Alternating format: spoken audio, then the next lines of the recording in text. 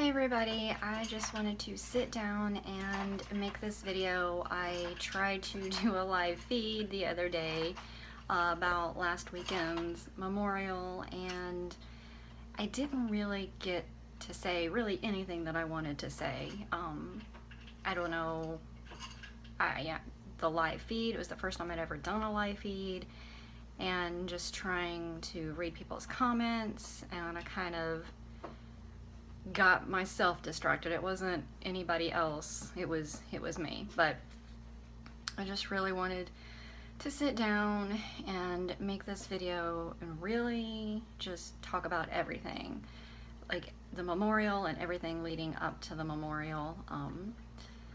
You know, it's been a hard year for everybody, and I know as bad as we feel, that Cam and Chris and Chase and Max and everybody feels a million times worse, so I can't even imagine how they're feeling throughout this whole year.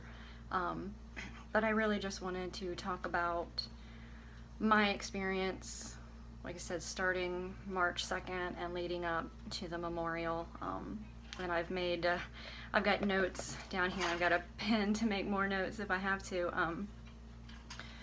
because like I said, I really don't feel like I said much of anything in that live feed. So I'm like, you know what? I'm just going to sit down and I'm going to film a video, no live feed, and we'll just upload it that way.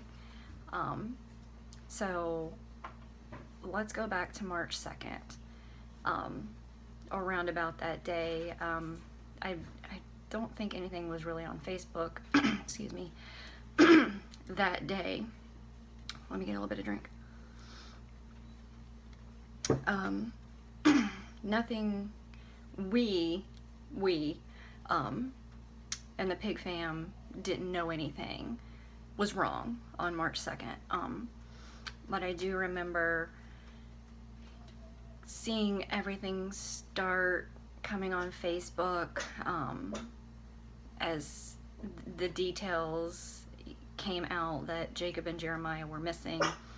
I remember I was at work and was scrolling through Facebook and started to see everything and just was stunned, just couldn't believe that this was happening. Just, it was unbelievable. I remember sitting in the my coworker's room, the esthetician. I remember sitting in her room in the spa with my phone just glued to my hand, like literally like this, just glued.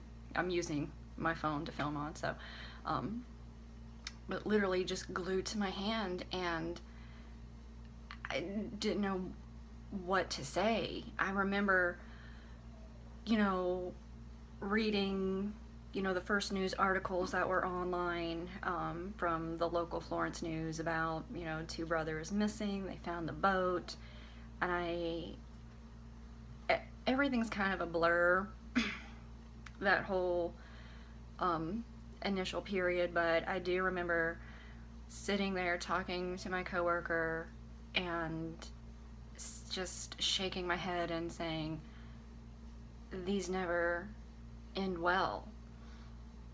I never stopped believing. I was never not hopeful that we were going to get a good outcome, but the reality in my brain was telling me, you never hear about these things ending well. But the other half of me was like, they're going to find them, they're going to be okay, you know, they may be hurt, but otherwise they're going to be okay, they're going to find them. And like everybody else, I never stopped being hopeful. I never stopped believing. And as the days went on, was still hopeful. Just, I remember going to work, and the only time the phone left my hand was when I had a client. Literally, that was the only time the phone left my hand, because I was just waiting and hoping, just with everybody else, just waiting and hoping. And I remember I was at work when it was on the news that one of them was found, and just, I remember I was in the break room and I just kind of collapsed over, not collapsed, I'm not trying to be dramatic, I didn't collapse, but just kind of leaning against the washer and dryer that we have in there, and just, it was just, couldn't believe it, and it's just been unreal, really. And I hated not going down to the river. Mitchell and Angie and Maria and myself, we were this close, like literally this close to getting in the car and coming down. But we were like, we need to sit tight and kind of hold things down here, and just take it a day at a time. And then it's when they were both found, and the ending that we never wanted was really a hard reality. Was all we could do, and I'm sure it was the same way with other pig family members in other towns. All we could do is we would get together. It was usually myself, Mitchell, Angie, Maria, Amy. Every now and then, somebody else would make it. But we would just go out to eat, and because we were all just stunned, but we all just wanted to be together. And that's really what got most of us through this, was we spent time together. We had, like, all day long, we would have group chats on Facebook, and we would just talk to each other and check in with each other. And life goes on, but it was really difficult. And I think the support of all of the pig family, and my local pig family in particular, really helped. And those few weeks of not knowing, like I said, I know how bad we all felt. I can't imagine how bad, like I said, Cam and Chris and Chase and Jason and Morgan and Jeremiah's wife and their parents, I can't imagine how they were feeling. I knew how bad we were feeling, and unimaginable. I cannot fathom how they were feeling. Not even going to try to say I know how they feel, because I don't. I know how I feel, and I know what they felt has to be just, it's way, way more than what I was experiencing.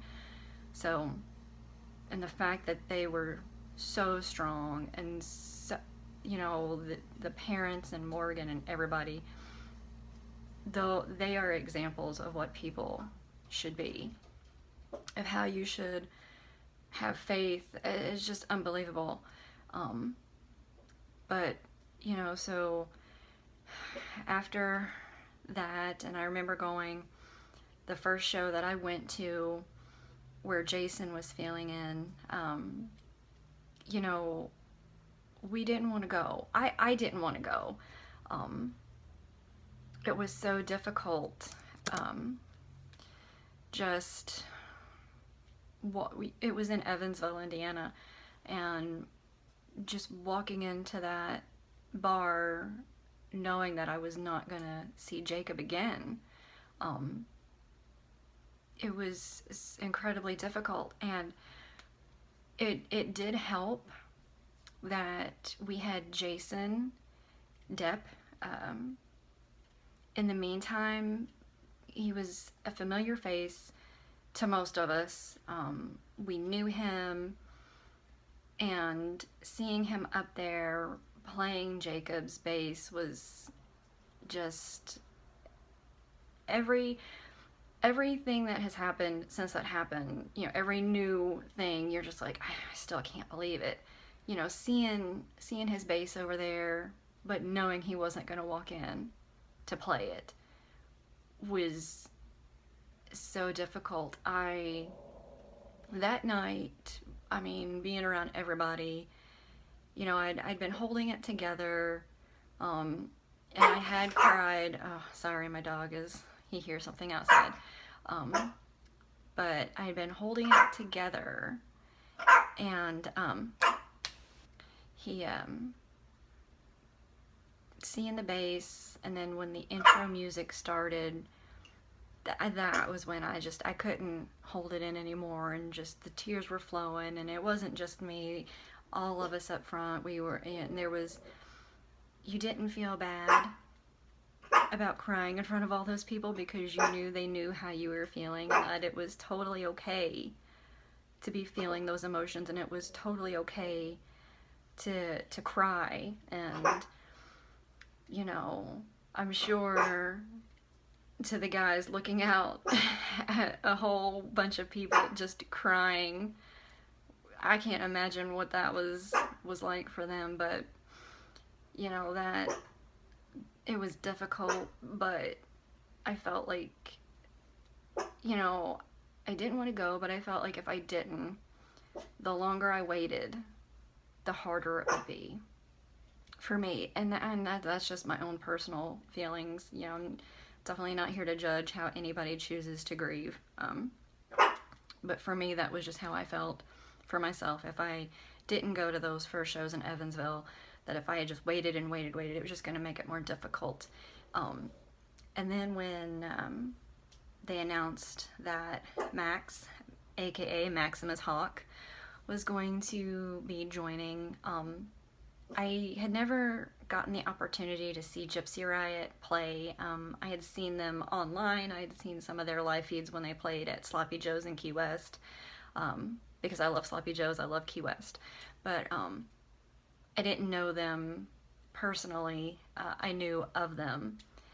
And I felt like that was a good choice because, you know, he was familiar, and it wasn't, you know, but he came into the worst possible situation. And, you know, he's not filling Jacob's shoes. He's doing his own thing, and you know, no one will ever fill Jacob's shoes just the way no one would ever fill Depp's shoes. You know, that's just how it works. You don't fill somebody else's shoes. But, you know, in the first shows, seeing Max, those were emotional shows as well, because it was, you know, seeing Jason up there, it was still like, oh, he's just filling in.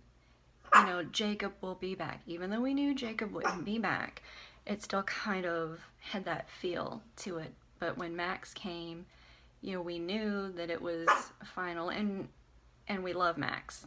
Max, we love you. But you know, that it was another emotional show. You know, so it's all these firsts that has happened since March 2nd. And then, you know, started getting used to the new reality. Never forgetting Jacob and never forgetting Jeremiah. We won't.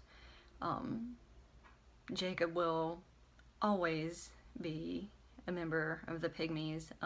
The way I see it, I don't know if anybody else feels this way, but as far as I'm concerned, the Pygmies are no longer a 4-man band. They are now and forever will be a 5-man band, because Jacob will always be there. That's just my feelings on it. So we get to the announcement of a memorial concert, which was supposed to be held in July. And then that got pushed back because of things that were beyond the band's control. And so we had the date for the end of September. And the lead up was difficult.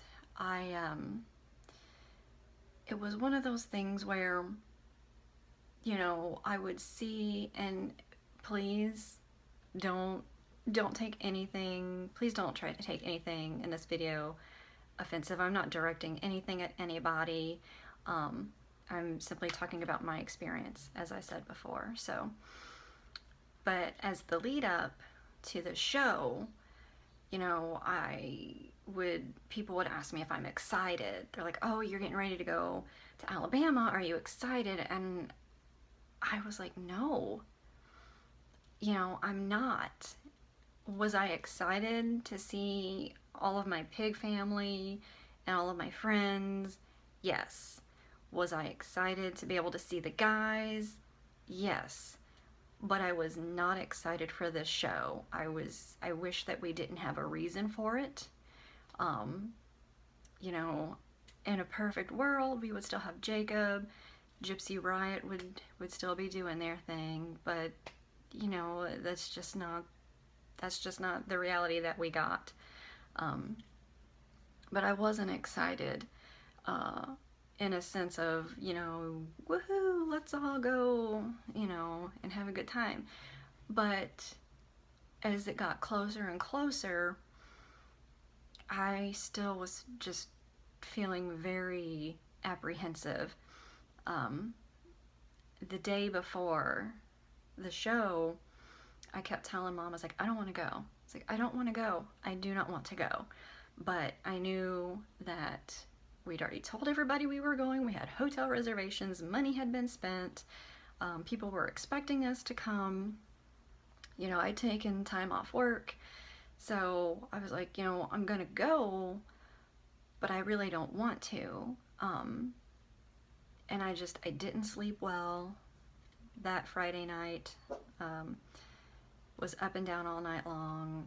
Got up, finally gave up on sleep at 4 in the morning. We were on the road by 6:30 in the morning. You know, and it was just not a fun drive. I love going to Alabama. I love seeing all of my Alabama friends. I was not excited. But we get down there and we get checked in the hotel, and we went to eat at Riccatoni's, which was the restaurant that Jeremiah was the manager of. If you're in Florence, Alabama, eat there. The food is delicious.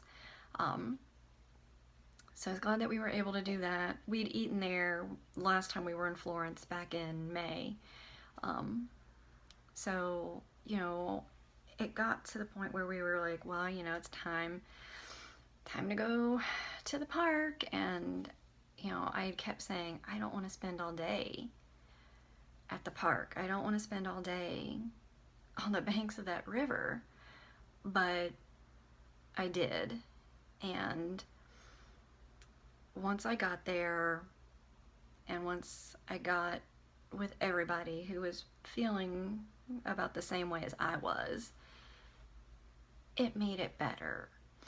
You know, it wasn't a funeral, and I knew we weren't going to a funeral. We were going to a memorial. We were going to a celebration of Jacob and Jeremiah's life. But it was still very difficult.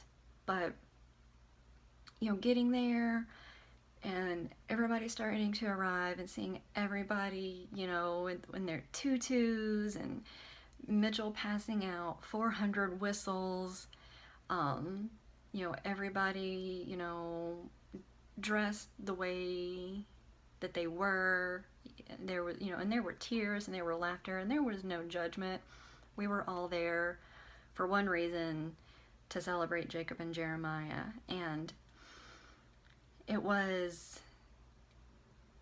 the day that I had been dreading. While it was still had sad elements to it, it turned out to be a really good day. It was very emotional, but I think that it needed to be, because we were all there together. Everybody was a shoulder to lean on. There, when we went to the tribute room, it was, you know, we get there and we walk in and we, you know, we hear the music playing and we see all the pictures of Jacob and Jeremiah, and we're all already kind of tearing up. But it's when we got to the base when we all just lost it. I was not expecting his base to be there, and it got me. Everybody was hugging and we were crying, and tears, and there was no shame, no embarrassment, no judgment, and the love that was felt was amazing. For the people that weren't able to make it, I really hope that you can make it next year, because the love was just everywhere that day. So we get done in the tribute room, and everybody's talking to everybody, everybody's hugging, and we're all tear-stained face, just a snotty mess, but it was totally fine that we all were. We got back down by the stage, and everybody's just cooking out. People are playing, and I don't think the whistles stopped blowing from the time we got there to the time we left, because like I said, Mitchell passed out like 400 whistles. And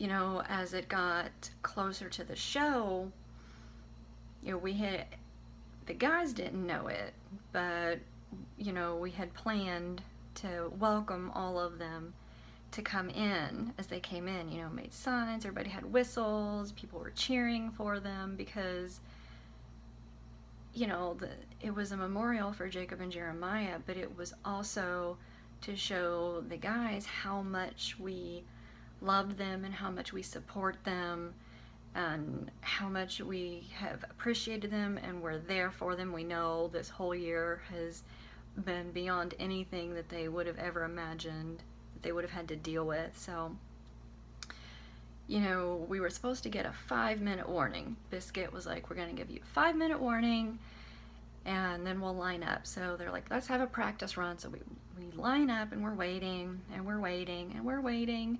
People are like, what are we waiting for? We thought the guys were almost here. And I remember I made the comment, I said, you know what, I said, it's probably Chase's fault because he has the most hair. Just as a joke. He does have the most hair, but it turns out it was Chase's fault. But my feelings are that they were all having a very difficult time with it, and I watched Chase's live feed that he did a week or so ago, I guess at this point, or whenever it was, and he was having a hard time getting ready too. He didn't want to go, so I was thinking that's exactly how I was feeling. So I hope once he got there, and I hope once he saw the love as well as the other guys, that that kind of helped a little bit. So, but the whole day, getting to meet people that I've only talked to online so far. I got to meet Jenna Quinn, who I was mistaken for several times at Orange Beach on Labor Day, which I did not mind because Jenna is gorgeous and she does wonderful makeup and she takes beautiful photos, so I will be mistaken for her anytime, so that's totally fine. I got to meet Lady J, and we had a nice hug and a cry together, and for me the funniest thing all day was teasing Bones when he'd put his arm around me and he'd say, baby, you're the only one, and then I'd see him hugging somebody else, and I would go up to him and I'd go, Bones, I thought I was the only one, what are you doing to me? And he'd go, baby, would I lie to you? You're the only one. And it was all in good fun. So the day turned out fantastic. The show was great. I usually try to get in the front. I didn't even try to get in the front. There were a lot of little kids that needed to be up front. So I just enjoyed the time getting to listen to the band and just socializing with everybody, and it was great. Um, it was. We tried to get out of there several times, but always got caught by somebody else, wanting to talk. Hey, come here, let's get a picture, this, that, and the other. Um, because it was like a big family reunion. We're not blood related, but we're all family. So, that, like I said in my live feed, the love that was felt was amazing. So, we get back to the room and just trying to process everything. The next day, we all went to eat before all of us left and went our respective ways home. And there was about 30 of us that took over Genghis Grill in Florence, Alabama. Oh my gosh, they didn't know what was happening. I think that they told them that there might be 10 or 12 of us. There were 30. There was about 30 of us that was eating at this restaurant. And got to give a shout out to Mama Hen. I love you. You are the best. So then, as we're making our way, Mom and I went to the cemetery, and we met up with Mitchell and Angie and Biscuit and Dix. And we had a nice little visit with Jacob and Jeremiah, with some pig family, and their dad, Jacob and Jeremiah's dad, Mike Sanders, actually showed up and spent a couple minutes there with us. And it's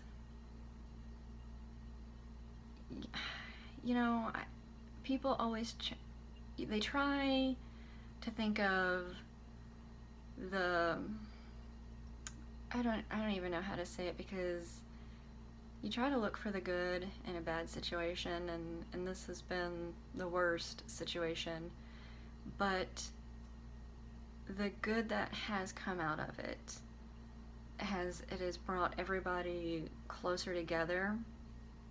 Everybody was pretty close to start, but this has kind of created a bond that we didn't have before.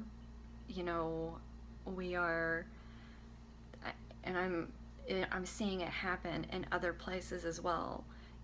Like here in Louisville, and with the local pig family, we get together for bonfires and cookouts, and we go out to eat together, and we just hang out together at least once a week. And I'm seeing this happen in other areas as well. I think Cam actually mentioned that in one of his live feeds. Find your local pig tribe and get out and do stuff. And that aspect has been fantastic. So, Jacob really brought everybody together, and it's one of those things, all the time when I'm driving, I'll hear a song that the Pygmies play, and, or I'll be having a down day and I'll hear Don't Stop Believing, and I'm like, thanks, Jacob. And I wear my, right here, my Jacob dog tag. I wear this more days than not, and he's always going to be with us, and it's one of those things where we're never going to forget. We're never going to get over it. We are learning to live with it, but we're never going to get over it. And I didn't want to cry in this video, but I think I'm going to. And we'll never stop believing. And, his presence, both of their presence, could be felt that Saturday night at the memorial on the banks of the Tennessee River. They were definitely with us. So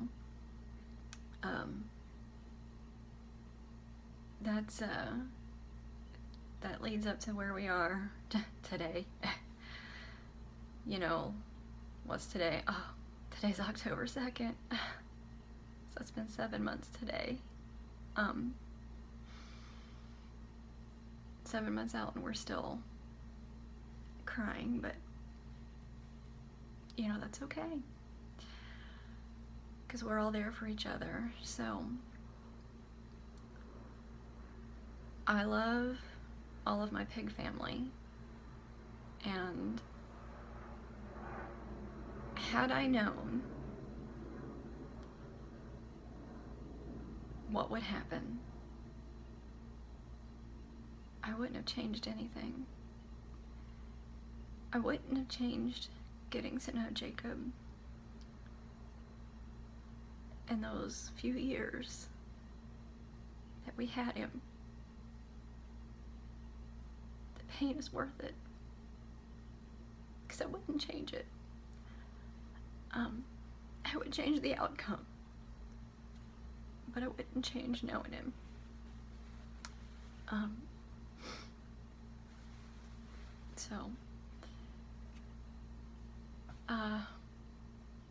Yeah, I think that's about all I got right now.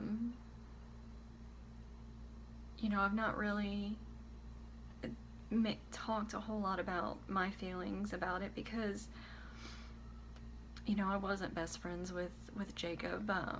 You know, he was a friend, but, you know, there were definitely people that knew him better than I did, but he definitely made an impact on everybody that he met. So, and I didn't know Jeremiah, but I can guarantee you that if he was even the tiniest fraction like Jacob, that he was a wonderful man.